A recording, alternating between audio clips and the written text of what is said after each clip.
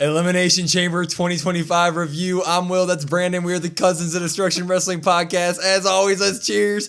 Talk about some wrestling, huh? I can't even cheers. Oh, man. Sometimes the PLEs, we talk about, that underperformed. Or, I don't think they're really driving the point home to WrestleMania. They blew past every expectation. They hit the supercharge. They hit the NOS. They just blew everything up. As you can tell by the title of this review, things got pretty good toward the end, and they were good the entire night. But let's get started with what we do. We start at the very beginning. Women's Chamber, we had Alexa Bliss, Liv Morgan, Bianca Belair, Roxanne Perez, Bayley, and Naomi in the Elimination Chamber match. Winner's going to go on to face whoever wins the Rhea Io Sky match on Monday Night Raw to go to WrestleMania 41. And Liv and Naomi would start, but before they even swung at each other, Jade Cargill returns. She approaches the ring. Liv Morgan is looking all scared. Jade attacks Naomi, beats the shit out of her, destroys her. She's throwing her into the steel walls, into the pods. Bianca Belair is putting on the performance of a lifetime in her pod, just absolutely just panicking, saying, no, please, no, stop. She attacks Naomi to the point where Naomi can no longer go. Just demolition. Jade Cargill returns. She attacks Naomi, who looks like her attacker. How do we feel? Pop it.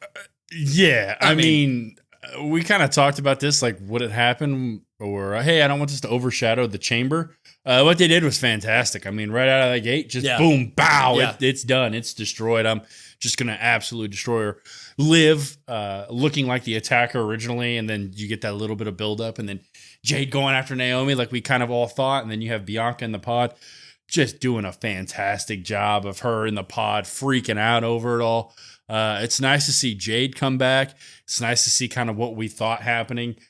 Perfectly executed and really started the night on what I thought was a hot note.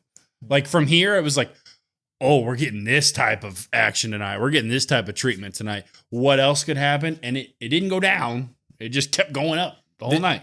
This was exactly how you start the Elimination Chamber match. It was absolutely perfect. Everybody thought that it was probably Naomi, the one who did it. And to have her just immediately show up, destroy Naomi, make her moment felt, get her out of the match, and just like, okay, back to Chamber, everybody. It was like, oh, okay, that'll work. That'll work. Can't wait to see that on SmackDown. It doesn't affect our Chamber match all that much because it wasn't like Naomi was going to be the favorite to win the thing. If you thought that, then I guess so. But Jade Cargill's back, going to go after Naomi. Absolutely looking forward to it. We moved on. Looked like $1 million and just moved like it, destroyed, and looks like $1 million. Yeah, looks like $1 million. Anyway, no posing, just down to business. Match got to start though. Bianca with by the way, the chamber, the way they call the next person into the chamber, it's like this big light on the top, but you can barely see it. It looks stupid. But Bianca gets picked to come in, and she runs toward the exit door because they literally are closing the exit door to the chamber as Bianca comes into the ring. She can't make it there in time. They close it on her. She's like, oh my God. Liv takes advantage of this and starts slamming her into cell walls. Basically, Bianca's head is all into the Naomi Jade stuff right now. She can't snap out of it, right? But eventually, once Liv throws her off enough pod and cell walls, she snaps back into place. She's like, oh, this hurts. I should probably focus on this match. Snap back to reality. She snaps back to reality, and then she absolutely starts to go after Liv as well. Well, Roxanne's in next. They did great on Roxanne this entire match. She was able to get a ton of offense in, especially right away when she came in. Liv and Bianca sold the absolute hell for us. She just came out there, was throwing them into each other, throwing them into cell walls. It was all good stuff. Bayley would be next, and of course that meant her and Roxanne are going to go right after each other because if you've been watching NXT, they don't like each other very much right now. So Bayley had to make herself well known to Roxanne by bringing her into her own pod and just slamming her off on all the walls. Just boom, boom, boom, boom. Little Roxanne was having a hard time in there. It looked tough. But that would leave one person left. Alexa Bliss, kind of the wild card in all this. Side note, Alexa Bliss, while Naomi was getting attacked and the whole Jade Naomi thing was happening, Alexa was kind of giving it all a stare down, and the camera made sure to pan to it. And given the Wyatt Sixes, their stories over the last year, they're all about family turns and all that. Just something to be aware of, right? Yeah, nothing obviously immediate because we think Naomi, Jade, obviously, whatever they're going to have Alexa do. But further down the line, that's probably going to be a little bit of a feud there because she does have that blank stare, kind of like a what do you call it? Like a trans. She's entranced into it. Yeah. So, but made sure right up in her face. Yeah. Anyway, the match will get going. Obviously, everybody's in the ring now. Alexa gets her big moves off. But eventually, Bayley and Roxanne would start fighting back and forth, and Bayley would try to run after Roxanne and try to step through the ropes. And the second she stepped through the ropes, Liv's able to jump up there, hitting Oblivion on Bayley, pins Bayley. Bayley's the first one out. She's out of here. But when Liv stands up, Bianca's giving her this eye, and Liv's like, "Oh shit, she's back!" Right? Like her head's in the game again. Liv sprints up to the top of a pod. Bianca follows her.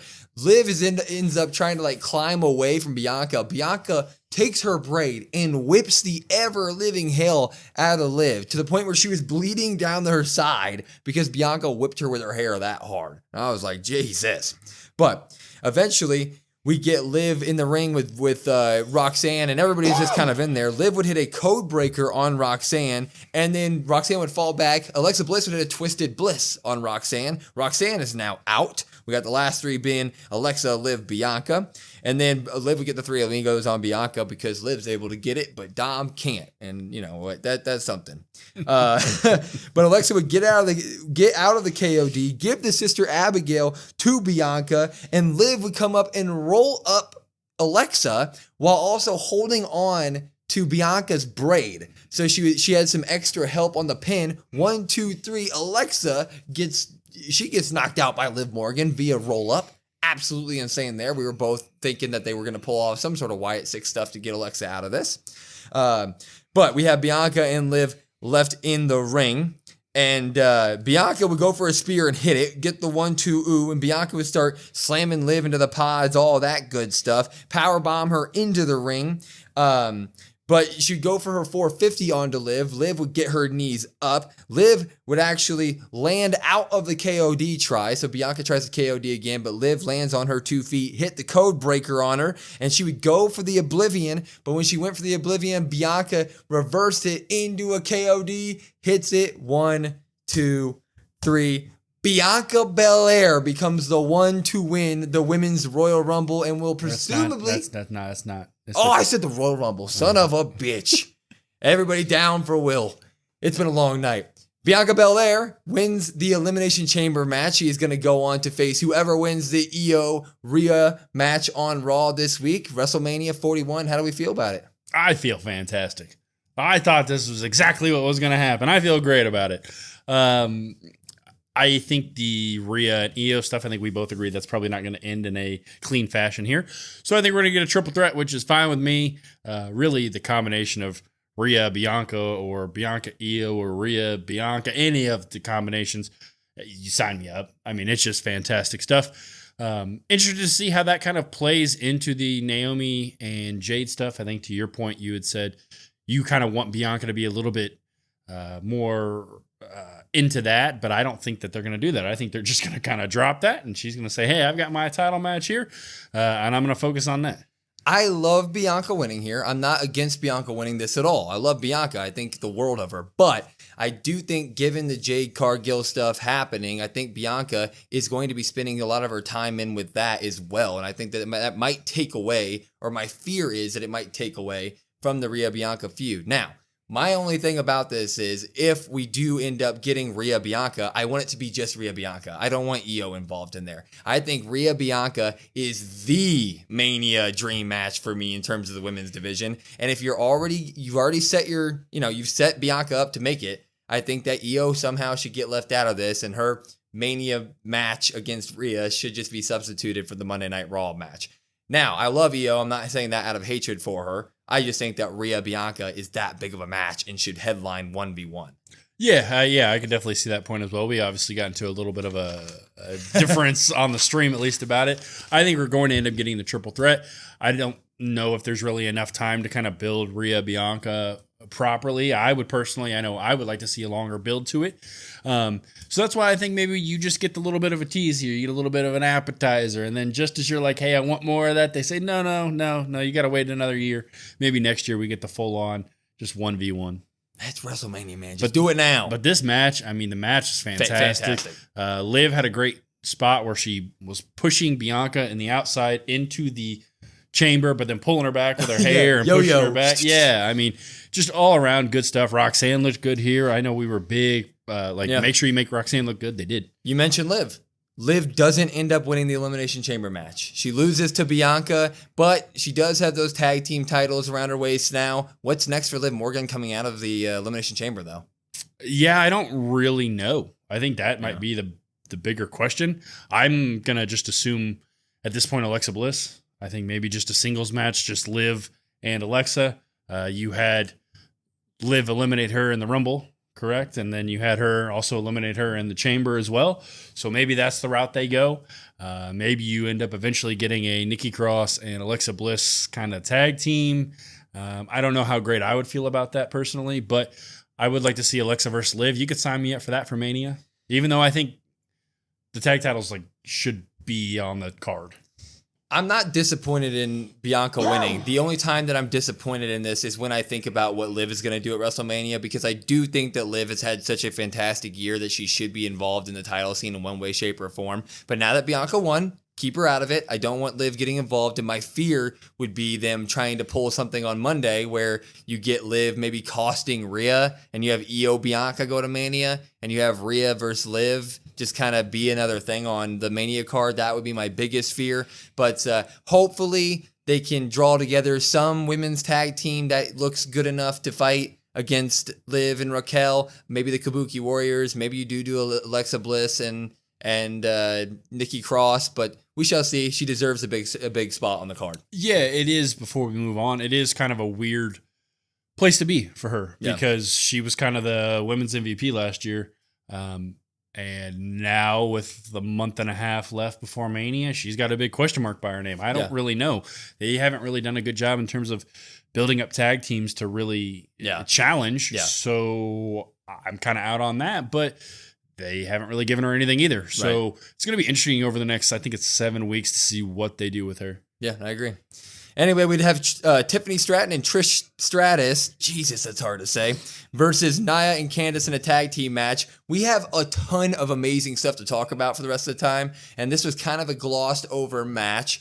I am going to say, it was exactly how you thought it would go. Nia looked very strong when she was dominating over Trish. If they do want to set up the Nia Trish stuff, they did a good job setting that up because Trish spent most of the time in the ring here taking bumps from Nia. When Tiffany eventually got the hot tag, it was Tiff show. It was Tiffy time. She did all of her stuff. And then Trish would hit a top rope super stratisfaction to Nia Jax. And then Candice LeRae would do a moonsault to Trish Stratus, but Trish would move out of the way and hit Nia with it. And then Tiff would hit the prettiest moonsault ever to Nia, and Tiff would get the pin.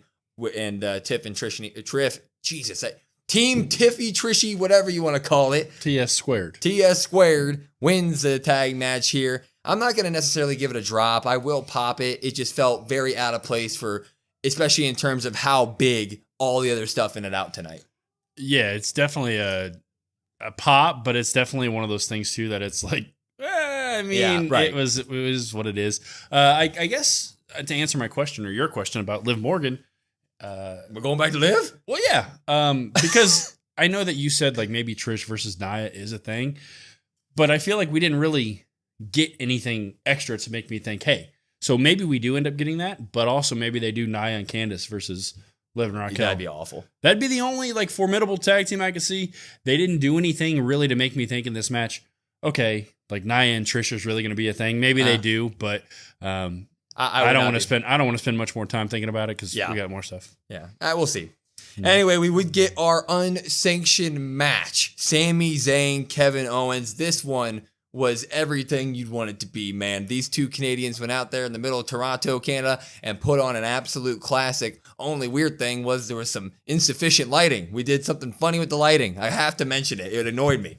WWE did this like a Laker game where they make all the crowd go completely dark, and then the ring is the only thing that has light on it, and they kind of shine the light on them as they move throughout the stadium. I just felt it was unnecessary, but you know what? This match cooked anyways. Yeah, it was definitely weird, kind of jarring at first to see, but then you're like, you know what? I'm used to it. Yeah. It's fine. It took me a little bit, but took a couple minutes. Yeah, took a couple minutes. I just don't like that we have to talk about it anyways. But anyway, this match took off a banger right away, right? Sami Zayn would basically go outside the ring and get stairs or chairs right away. Chairs were a big part of this match, by the way.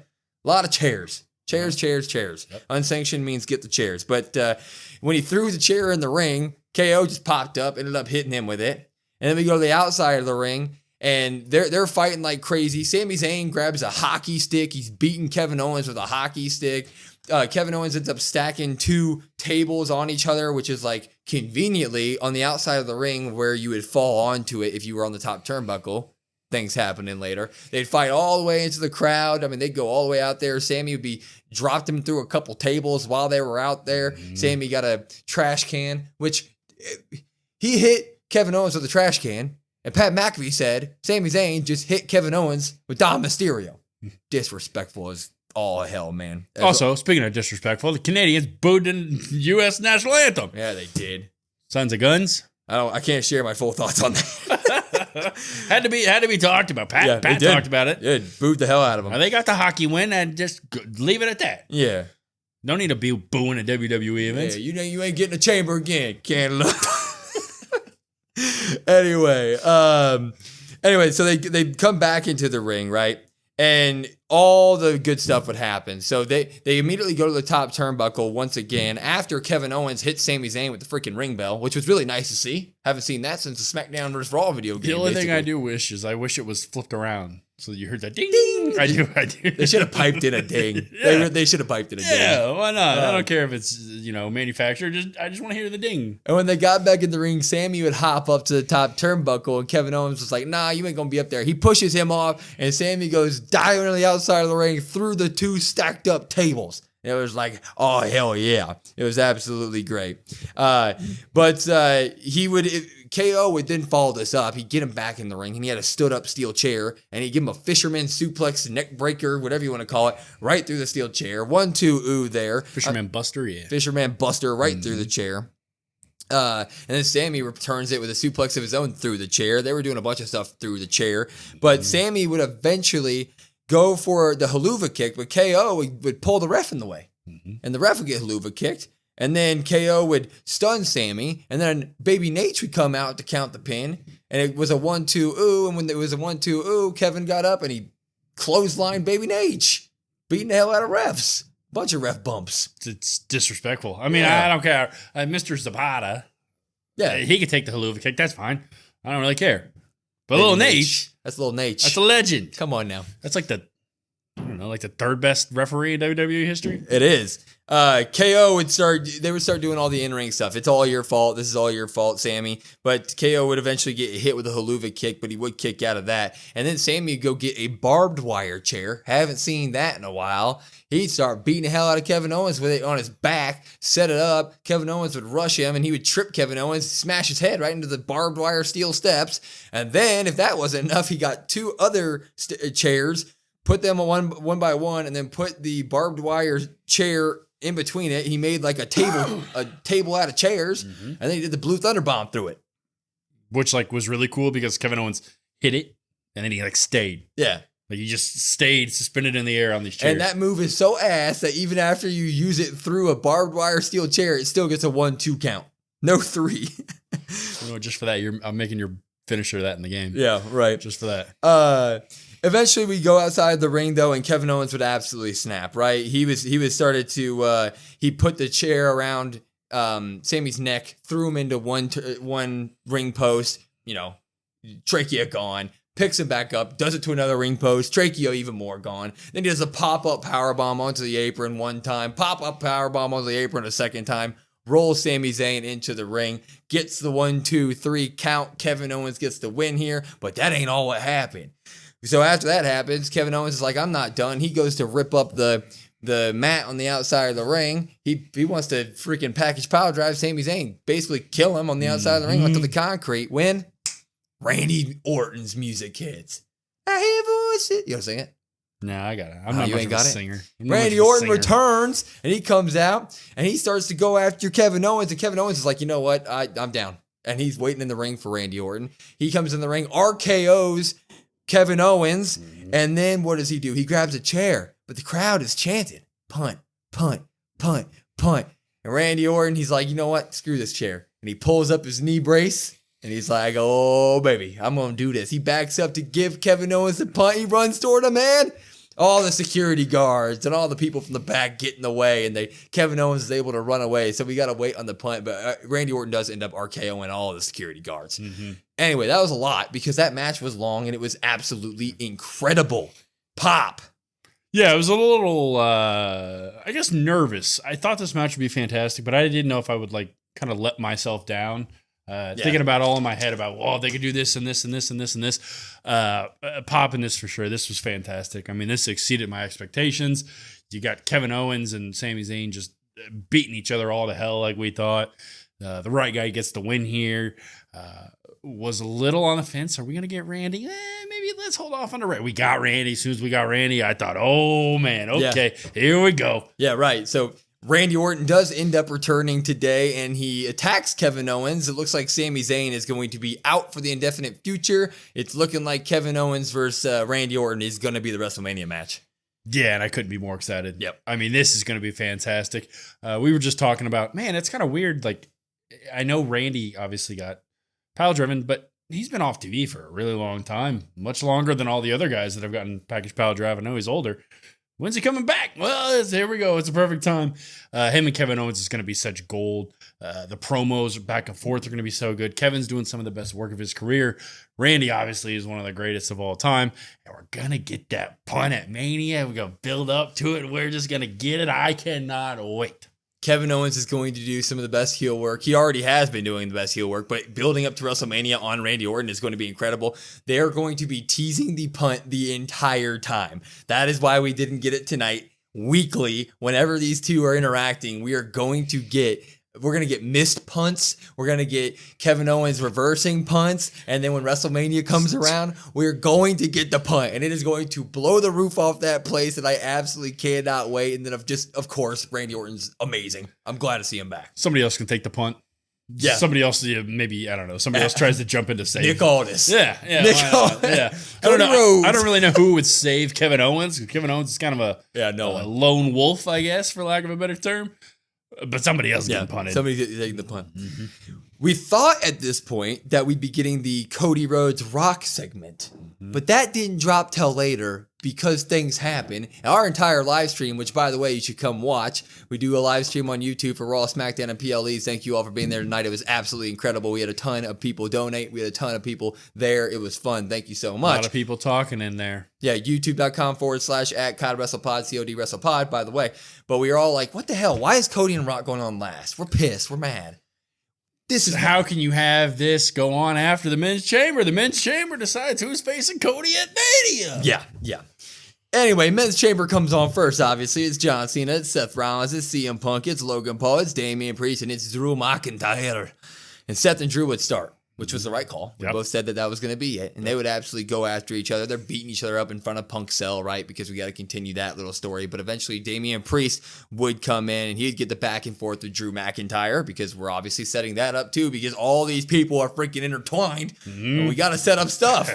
It's crazy. But Logan Paul would come in next and this dude can wrestle. Just going to say it. He can absolutely wrestle. He came in. He did a cross body to Drew right away. And then he did a standing moonsault to Damian Priest. And then he did a neck breaker to Seth Rollins. And then Damian Priest got the best of him on the outside, but I was like, this dude can freaking go. I don't care what you think about him, he can go. But then John Cena gets into the ring. It's the final elimination chamber for this man, and he started off hot. He walks in, he gives an AA to Damian Priest, he gives an AA to Seth Rollins, he gives a 5-knuckle shuffle to Logan Paul, and then he picks him up and gives him an AA. And then Drew Claymore's his face off. So, everybody was getting it. 5 moves of doom followed up by a Claymore kick to the mouth. That happens. Yeah. But the second that he Claymores John Cena, Damian Priest sneaks up from the ground and rolls up Drew McIntyre. 1, 2, 3. Drew gets rolled up by Damian Priest. And when that happens, Damian Priest is like, you know what? Screw this. He picks up, Drew's pissed, and he picks up Damian Priest, Claymores the shit out of Damian Priest. And Logan Paul's like, oh, this is a good time for me to do something awesome. climbs to the very top of a pod and hits the perfect frog splash off the top of the pod. This guy was a streamer, or whatever he was. He's doing top of the pod frog splashes. Pretty much you out there. Oh, shut up. Logan Paul would pin Damian Priest, eliminated, and Punk hasn't even entered the ring. Nope. He's still in his pod. Speaking of that, it's time. 2 people are gone. Yeah. They're like, holy hell. Okay, this is moving quick. And Logan Paul gets up and he starts talking trash to CM Punk, and it's time for Punk to come in. And Punk looks at the guy and goes, "Open the pod, motherfucker!" He runs in. He starts attacking Logan Paul. He suplexes him onto the outside. So good stuff are happening here. We get a tease at Cena and Punk, but it doesn't end up happening for a little bit. But eventually we get a Punk GTS to Logan Paul. Logan Paul would then get pinned. He's out of the ring. Rollins, Punk, and Cena are left. Punk and Cena, because Cena had an earlier interaction with Seth Rollins and they weren't getting along in the match. So Cena and Punk looked at each other like, screw this guy. We want our moment between each other. So let's get this guy out of the ring. They end up teaming on Rollins, get him out. We would get Cena and Punk in the ring. Got a nice heart attack. A nice heart attack? Mm-hmm. Why? That was their move. Oh, they did do the heart attack. I forgot. Yeah, they did. They literally did the heart attack to Rollins. Yeah. I thought you meant you had a heart attack. I was like, wow, it was pretty good. Yeah. But they start punching each other. The GTS was countered into an STF, which was absolutely great. And then it was countered into an Anaconda Vice. But Punk would be like, I'm done with this. He would go after Seth Rollins, and he would hit Seth Rollins into the wall and then go for the elbow drop on a Cena. But Cena would roll it up, and AA Punk would only get the 1-2-ooh. Seth would then at this point get pissed. He would throw Cena through a freaking pod, break the pod, so Cena gets some time on the floor. Old man taking bumps. Old man was taking bumps. Rollins pedigreed Punk, gets the 1-2-ooh. Punk would go for the top rope elbow and miss. Seth Rollins would stomp Punk, 1-2-ooh. Punk was taking a lot of stuff here. I didn't realize how much he was eating. Yeah. Yeah. Anyway, Cena went looking for the AA on Rollins, but Rollins countered it, landed on his feet, but he landed right into a CM Punk GTS and GTS into the AA. Into the AA. He GTS'd Rollins, but Rollins stayed on his feet. AA. Rollins is not out of here. It's Punk versus John Cena. Pinned by Punk. Pinned by Punk. Hashtag. Mm-hmm. Anyway, this was incredible. Trademark. Punk would immediately hit the GTS on a John Cena 1-2-ooh. Cena would hit the AA 1-2-ooh. And then Punk was starting to like crawl out of the ring, and John Cena's trying to pull his leg to get another GTS in. And Punk's face and kind of like upper body is through the rope. And the camera's doing a great job here. You don't know it, but Seth Rollins is still in the ring. Seth Rollins runs over there, stomps CM Punk on the outside. John Cena pulls CM Punk into the ring. STF. Punk's, while looking at Rollins, he fights it, but CM Punk taps out. Well, he passes out, yeah. Passes out. Yeah, he passes out. He doesn't tap out. Punk passes out. Ref calls it. John Cena is going to WrestleMania to headline the main event against Cody Rhodes. We got more to talk about. We got a lot more to talk about. But the Elimination Chamber match was legitimately spot on perfect, in my opinion. Pop. Yeah, I mean, it was fantastic. You got Drew once again getting rolled up and getting the better of him. Logan Paul did his athletic feats that we knew Logan Paul was going to do. Yep. Rollins was kind of the straw that stirred the drink for all of it. A lot of combustible elements that Rollins seemed to kind of be all like attached to. Yep. Didn't have Punk and Cena kind of teaming up in there. That was something not on my bingo card. Yeah. But you know what? Once I saw it, I said, you know what? This is pretty cool. Damian Priest, you know, he got some offense in. He was fine. He's probably the least out of everybody, the least best showing or whatever. Then you got down Cena and Punk, and you're sitting there like, I'm okay with either one of these guys. You get a little bit of a taste of one of the better rivalries of the past, 15 years, 20 years, I guess. One of the better rivalries, at least. And God, it was perfect. You have Rollins costing Punk. Punk is sitting there reaching while he's, you know, in the submission from Cena, and Rollins is yelling at him to tap, and like that's so good. And the camera's right there, and you got Rollins yelling for him to tap. He doesn't tap, he passes out. They did the right thing, and John is going to WrestleMania, the headline. Yeah, I mean, before we get into the final thing here, I guess the biggest takeaway that isn't John Cena coming out of the Elimination Chamber match itself is probably the Seth Rollins CM Punk thing. They're destined to be in a match against each other at WrestleMania. I'm guessing Roman Reigns gets added to that, but like you said, Seth begging CM Punk to tap, costing him the chamber match, basically. That is set for WrestleMania at this point. And I'm bought in. I love it. Yeah, I was definitely like a proponent of like, let's not have Punk and Rollins and Roman. Let's just have Seth and Roman. I don't know, because like, yeah, I would agree that's probably the main thing. I don't know what happens with Logan Paul though, and I know that's kind of maybe an afterthought, but he's somehow got to get good point. Penciled into somebody. No, don't remind me of that. He's got to get penciled into somebody. Not that I want to keep reminding people, but he is going to be involved with somebody here. So Rollins, Punk, sign me up. If Roman wants to get out of that as well, sign me up as well. Especially with what kind of happened. Yeah. I mean, I don't know. Before we get into that, tonight proved to me that like, I don't know which way WWE is going to go with a lot of things. Yeah. And I think everybody can give their best guesses, but at the end of the day, nobody really knows. I'm grinning ear to ear because of this final part, dude. This being able to have a podcast and a platform to even just talk about this in any way, shape, or form is absolutely incredible, because what followed this chamber is one of the most shocking moments in the history of wrestling itself. So yeah, and if it wasn't for the great podcast and you guys listening, we wouldn't really have anybody to talk about it. And it's like, holy shit. Yeah. Holy shit. Like, I have to talk to somebody about this. Holy shit. So yeah. Anyway, when John Cena wins going back in time again. When John Cena wins the Elimination Chamber, he stays in the ring. And while he's celebrating and there's pyro in the background, Cody Rhodes' music hits. And the second Cody Rhodes' music hits with Cena in the ring, we both looked at each other kind of like, huh. So he comes out to the ring. They shake hands, and when they shake hands, they kind of go for a hug, and The Rock's music hits. But it's a new Rock music that's also got the Fiend involved with it. Yeah, so Fiend. Travis Scott's going to be there. And so Fiend. It transitions into...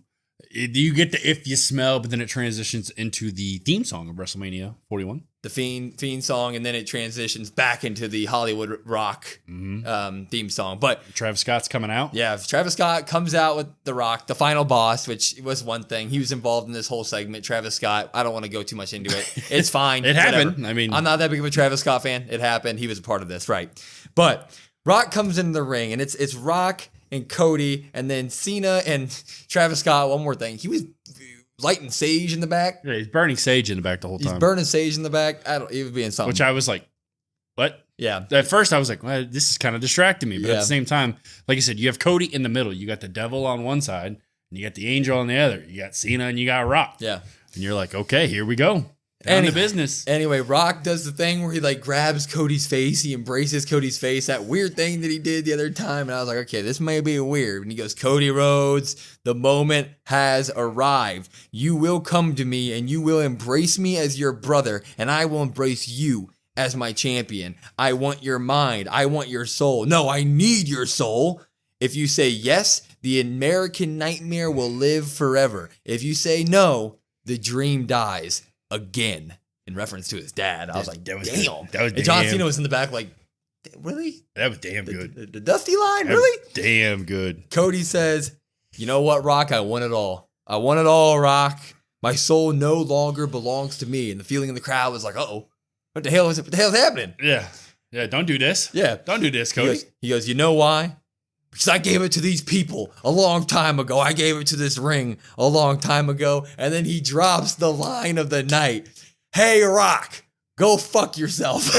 That's what he says. He did say that. Cody drops the F-ball. He says that. The crowd goes crazy. Cena is like head over heels like, yeah, he told you to go fuck yourself. Yeah. Rock. Yeah. Like, he is the number one cheerleader. Loving it. I'm like, yeah, you know what? I do feel that way. And Cena is so happy that Cody Rhodes just told The Rock to F off that he goes over there and he daps up Cody Rhodes and he pulls him in for a hug. And when John Cena's hugging Cody Rhodes, he looks at The Rock and The Rock counts to 3 again and slits his throat just like he did at Bad Blood. And the look in John Cena's eyes is there. He backs up, low blows Cody Rhodes. Right in the groin. He low blows Cody Rhodes. Square in the nuts. Square in the nuts. He gets the watch falls off Cody Rhodes' wrist, and he picks up the watch and he busts his head open with the watch, and then he grabs the microphone and he busts Cody's head over with the microphone, and then he grabs the title, and Cody's bleeding at this point, and he busts him over the head with the damn belt twice, and he's got you heard the thud on the second one. I don't know if you heard it, but you can hear the thud, and then you see the bruising. Boom, away, just bam. He rips up Cody Rhodes' shirt. He grabs his tie. He starts choking the man with his tie. I mean, just terrible stuff. The Rock now comes over and he tells Travis Scott to grab Cody's hands, and Cena's grabbing Cody's feet, and The Rock lifts up his shirt and he's got the belt that has the date that Dusty Rhodes died on it, and he starts whipping the shit out of Cody Rhodes again and again, where he's welting up the second he gets hit. You can see the outline of every single hit, and he takes the blood from Cody Rhodes' face and he wipes it on the belt and he whips him again. And we just see the posing of John Cena and Travis Scott and The Rock, but mostly The Rock and John Cena posing over Cody Rhodes. The WWE has done it. In his final year in the company, John Cena has turned heel and attacked Cody Rhodes and is now aligned with the final boss, The Rock, to take on at WrestleMania, Cody Rhodes. Holy shit! So I got a couple of different thoughts here. I got the kid thought in me. The kid that's watched wrestling all the way through, and you grow up with John Cena. You son of a bitch, John. That's my thought. That's the first thought is, God damn it, John. We were so close. You had everything. Now that I have like the adult, a grown person watching WWE, it's like, damn it, John, you had everything. Damn it. But you look at it, John said it's what's best for business. He hinted at it over and over and over again.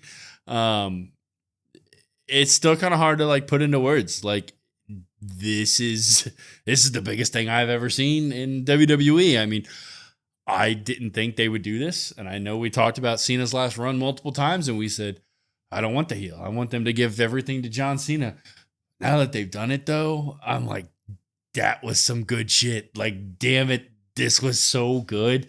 Everything was perfect. Even like you said, they're posing over Cody, and Cena's like standing on Cody's head. Like, as they're posing, like, John Cena is now with The Rock. He sold his soul. And I mean, this is just cinema. This is why you love professional wrestling right here.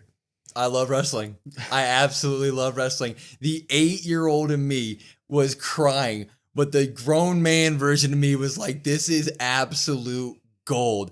John Cena gets to headline a WrestleMania in 2025 against Cody Rhodes. John Cena is now a heel. He's aligning himself with The Rock, out of all people. Why would Cena do this? Why would he do this in his final year? We thought it was going to be the farewell tour of him just coming out with a different colored shirt that says bye-bye to everybody at every different city. What's he going to do now? He's going to walk out to every city with the middle finger up saying, I'm going to WrestleMania to win that championship, and I'm going to do it and spite all of you.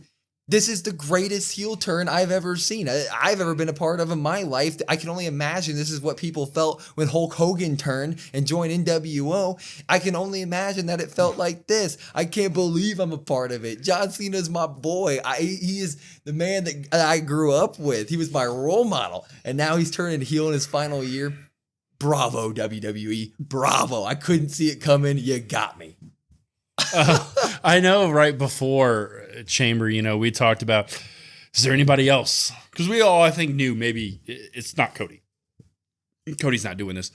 And you were like, I think it's going to be Punk. Yep. And then I was like, I think it could be Cena. Now I was mostly just talking out of my ass. Like, I'm throwing it out there. I'm giving the idea because Cena talks about what's best for business. The Rock keeps saying it. Never thought once in my life this would actually happen. Never once thought like, Cena's going to turn his back on everybody. Every man, woman, and child that he's, hustle, loyalty, respect, it's no more. It's all gone away. It's all down the drain. So, I mean, this is fantastic stuff. And this just adds like a different element to the farewell tour. I mean, you talked about just coming out with different colored shirts every week. Like, yeah, that was cool. That was awesome. Don't get me wrong. But now we've got this and I'm like, oh, this is so much better. Yeah. This is so much better than what it could have been. I mean, you went from the IWC, which is awful, right? And we're part of it, but like it has a bad reputation online. And you see on Twitter or X, and you see on all these different sites, you see that like, oh, the road to WrestleMania this year compared to last year and the year before has just been terrible. Like, oh, this WrestleMania 41, I may skip it. You know what? You don't know until you know. And tonight's Elimination Chamber just absolutely it didn't just shift the road to WrestleMania. It shifted the future of wrestling. I mean, this is bigger than that. Like a John Cena heel turn is bigger than a 5-week build up to WrestleMania. It's bigger than any of that. Like, of course, we're now getting the main event. We're getting Cody Rhodes. We're getting John Cena. We're getting all that, and it's going to be incredible when we get to heel Cena. But like that's going to carry over way past WrestleMania. And we're now talking about the shift in not just the road to WrestleMania, but the shift of 2025 as a whole in wrestling, the wrestling industry. And like, hats off. Like, that's how you do it. Elimination Chamber. You want to just put a punctuation. You want to put an exclamation point on why you should watch WrestleMania this year. Watch the end of this show. You're watching WrestleMania now. Yeah, I mean, and I wouldn't even say, and like, watch this whole show. I mean, it started with the Bianca and Jade, Naomi stuff. It's then Randy Orton comes back with the Kevin Owens stuff, and it just keeps getting better. And now you look at it and you're like, they did it. Like, they actually did it. Like you said, it shifts like past WrestleMania. It shifts going into SummerSlam, which is where John probably, let's say he drops the belt at SummerSlam. That's fine. That's no big deal. But then you think about it, like, it's going to shift the title picture. It's going to shift who John's last few opponents are going to be. It's going to shift everything. So like, it's just like now is a perfect time to show like WWE wrestling fans, like, this is why you sit back and this is why you watch. Yeah, this is why we ain't booking, right? Let them do their thing. They cook. Long-term storytelling works, and all this stuff is going to be great. I can't wait for the road to WrestleMania now. What a show. What a show. And the promos with The Rock and Cena, like, teaming up, like, what are those going to look like? Like, does Cena come out now? Is he in like a black and white shirt? Are we not going to hear the time is now until the final? Are we going to hear that? Are we going to hear that, that heel version he recorded years? What about the color, like the different Fruity Pebble colored shirts? Are we not going to get those anymore? Yeah, we're not going to get a UK. Are we going to get like a final boss John Cena collaborative shirt or something? The kids. I mean, the Make-A-Wish. Are we done with Make-A-Wish? Is he gonna not do Make-A-Wishes for the next year? There are just. I mean, that's a fantastic point. I don't think so. There's crazy circumstances, man. I mean, this is the biggest turn maybe in wrestling history. It's absolutely fantastic. It's either this or Hogan. I mean, it's one of the two. Yeah. If it's not one, it's number two. Yeah. What a time. What an absolute time. Anyway, this was a phenomenal PLE. Pop the whole damn thing. I can't wait for Raw, and you guys should come watch it with us on Monday. YouTube.com/@COD WrestlePod, COD WrestlePod. Come watch our live streams with us, and thank you all who were there today, and thank you for the donations as well. We put everything back into this podcast to make it as great as we can be. But until next time, follow us on all of our socials @COD WrestlePod, COD WrestlePod. Listen to us on YouTube, Spotify, Apple, wherever you get your podcasts at. And then, of course, we have a link tree in our bio. It's got all of our socials in there, so go follow all that for the follow-up on this crazy John Cena heel turn. I'm Will. That's Brandon. We're the Cousins of Destruction Wrestling Podcast. We'll see you next time.